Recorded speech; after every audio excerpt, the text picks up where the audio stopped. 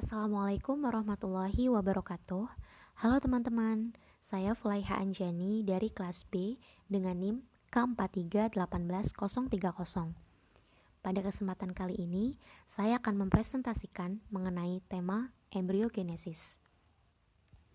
Judul yang saya ambil yaitu Orchid Protocorm-like bodies are somatic embryos. Nah, embryogenesis itu merupakan proses pembentukan embrio.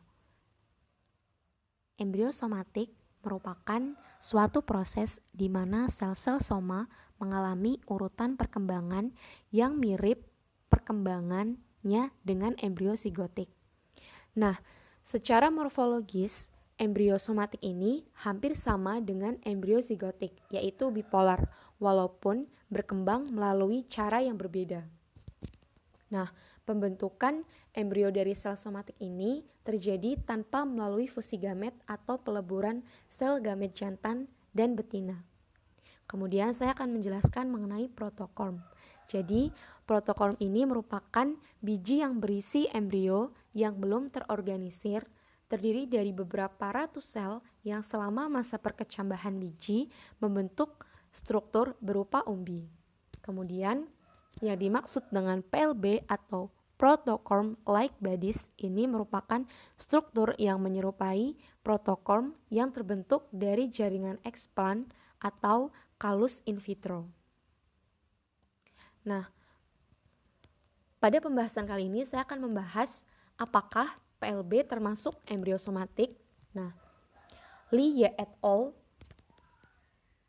Pada tahun 2013 ini melakukan studi ontogenetik terperinci tentang PLB dari embryogenik kalus rapuh atau variable embryogenik kalus pada tanaman Phalaenopsis menggunakan metode histologis dan histokimia. Berikut hasil dari penelitian yang dilakukan oleh Lee et al. Pada tahun 2013. Gambar satu ini menunjukkan morfologi kalus variabel atau kalus remah. Nah, pada gambar A ini merupakan gambar makroskopis dari embryogenik kalus remah. Kemudian, pada gambar B ini merupakan bagian mikrograf cahaya yang terwarnai dengan asam periodik reaksi Schiff dan amido black 10B. Kemudian, pada gambar C ini merupakan PLB yang terbentuk dari kalus embryogenik. Kemudian lanjut ke gambar 2. Gambar 2 ini merupakan gambar mikrograf cahaya dari bagian bernoda yang menunjukkan pembentukan protocorm-like bodies dari kalus embryogenik yang longgar. Nah, pada gambar A ini, sel tunggal itu terisolasi dari kalus remah atau variabel. Nah, sel ini memiliki nukleus yang menonjol dengan butiran pati besar. Nah, butiran pati besar ini ditunjukkan dengan titik-titik merah. Kemudian, gambar B, ini dua sel PLB dengan sel terminal itu berukuran lebih kecil, sedangkan sel basal itu berukuran lebih besar. Ini merupakan sel terminal, ini sel basal. Kemudian, pada gambar C, PLB ini terjadi pada tahap 3 sel.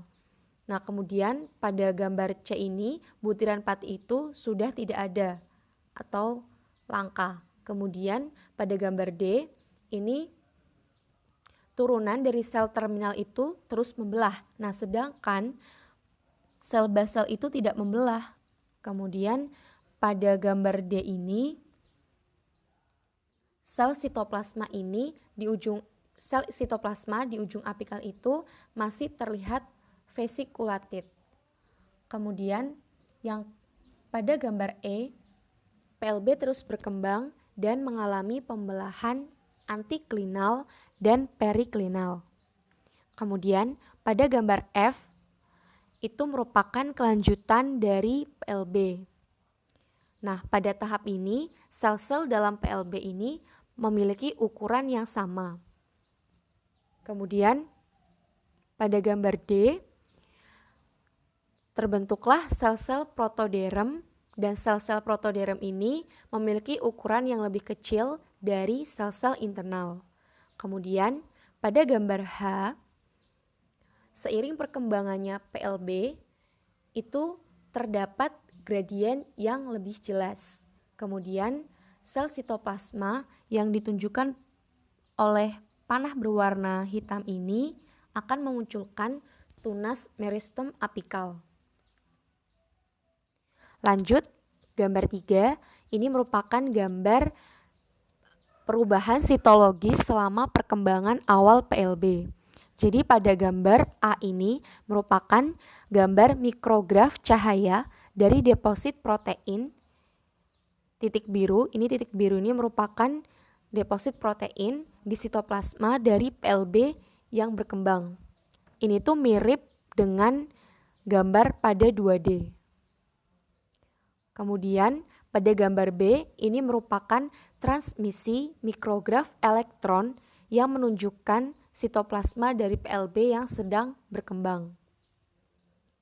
Lanjut ke gambar 4. Ini merupakan gambar mikrograf cahaya dari pembentukan badan mirip protokorm atau PLB, daerah yang padat dari kalus embriogenik.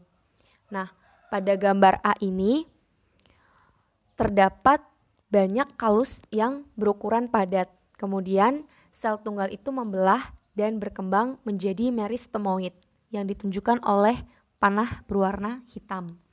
Kemudian pada gambar B, meristemoid ini bergabung dengan meristemoid tetangga atau di sebelahnya. Kemudian pada gambar C, meristemoid yang tergabung selanjutnya itu diatur menjadi pusat pertumbuhan. Kemudian pada gambar D, ini sel-sel pusat pertumbuhan itu menjadi terpolarisasi dengan sel-sel yang lebih kecil sehingga terbentuklah future short pole. Kemudian pada gambar E, pembelahan sel itu berlanjut dalam tonjolan kecil dan menghasilkan pembentukan PLB di sini. Kemudian pada gambar F, PLB yang berkembang dengan baik itu memiliki protoderm yang berbeda dan terdapat juga gradien ukuran sel yang jelas. Kemudian lanjut ke gambar 5. Ini merupakan mikrograf cahaya perkembangan embrio zigotik yang menunjukkan perubahan dalam pola deposisi penyimpanan. Jadi pada gambar A ini, embrio globular awal dengan sel suspensor itu berkembang dengan baik. Kemudian terdapat butiran-butiran pati yang ditunjukkan oleh panah di gambar A ini. Kemudian gambar B, pada saat perkembangan berlangsung, embrio ini membesar. Kemudian terdapat perbedaan antara protoderm dan gradien. Kemudian pada gambar B ini, butir pati itu sangat melimpah. Kemudian pada gambar C, ketika sel-sel berhenti membelah dalam embrio globular, produk penyimpanan ini mulai muncul. Kemudian pada gambar D, ketika benih mendekati kematangan, terdapat banyak protein yang ditunjukkan oleh panah pada gambar D ini ditemukan dalam sel embrio. Nah, kemudian berdasarkan paparan yang telah saya jelaskan mengenai hasil penelitian dari Lee et al. Tahun 2013, itu dapat disimpulkan bahwa PLB ini dianggap embrio somatik karena dalam penelitian tersebut menunjukkan fitur yang mirip dengan embrio zigotiknya. Kemudian penelitian Lee et al. Tahun 2013 ini menunjukkan bahwa pembagian awal pola sel embriogenik dari EC itu mirip dengan yang ada pada embrio zigotik. Maksudnya ini gambar yang tergambar melalui mikroskop elektron. Itu mirip dengan embrio sigotik. Kemudian yang kedua, setelah pembentukan PLB berbentuk globular memiliki kemampuan untuk mensintesis program penyimpanan meskipun bersifat sementara. Kemudian yang ketiga yaitu dinding mirip protein hadir dalam embrio sigotik. Berikut daftar pustaka yang saya gunakan. Terima kasih atas perhatiannya.